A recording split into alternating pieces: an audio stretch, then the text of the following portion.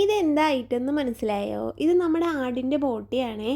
അപ്പോൾ ഇതൊന്ന് ക്ലീൻ ചെയ്ത് കറി വെക്കലാണ് നമ്മുടെ ഇന്നത്തെ പരിപാടി. ഇതിന് ചെറിയൊരു സ്മെല്ലുള്ളത് കൊണ്ട് ഒരുപാട് തവണ ചൂടുവെള്ളത്തിലിട്ട് കഴുകിയിട്ടൊക്കെയാണ് കേട്ടോ ഇതൊന്ന് ക്ലീൻ ചെയ്തെടുത്തിട്ടുള്ളത്. പിന്നെ ഇത് കട്ട് ചെയ്യുന്നതൊക്കെ ഇക്കയായിരുന്നു. അപ്പോൾ ഒറ്റയ്ക്ക് ഇക്കാനെ കൊണ്ടാവില്ല എന്ന് വിചാരിച്ച് ഞാനും കൂടി കൂടിയിട്ടുണ്ടായിരുന്നു.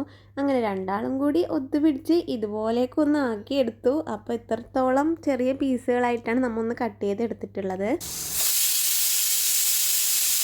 ഇനി ക്ലീൻ ചെയ്ത് വെച്ച ബോട്ടി കുക്കറിലിട്ട് അതിലേക്ക് ഇതുപോലെ മസാലപ്പൊടികളും ഇഞ്ചി വെളുത്തുള്ളി പേസ്റ്റൊക്കെ കൂടി ആഡ് ചെയ്തിട്ട് വിസിലടിച്ച് എടുക്കുന്നുണ്ട്. അത് വീഡിയോ എടുക്കാൻ വിട്ടു പോയിട്ടോ.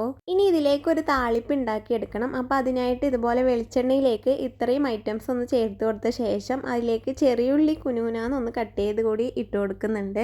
ഇനി ഉള്ളി ഒന്ന് വഴണ്ടി വരുമ്പോൾ അതിലേക്ക് കറിവേപ്പിലയും ഇട്ട് അതിലേക്ക് നമ്മുടെ ബോട്ടി കൂടി ഇട്ട് കൊടുത്ത ശേഷം ആ വെള്ളം ഒന്ന് വറ്റിച്ചെടുക്കണം. ഈ സമയം നമുക്ക് എന്തെങ്കിലും പൊടികൾ ആവശ്യമുണ്ടെങ്കിൽ ചേർത്ത് കൊടുക്കാവുന്നതാണ്. കുറച്ച് ലൈം ജ്യൂസ് കൂടി ആഡ് ചെയ്ത് കൊടുക്കുന്നുണ്ട്.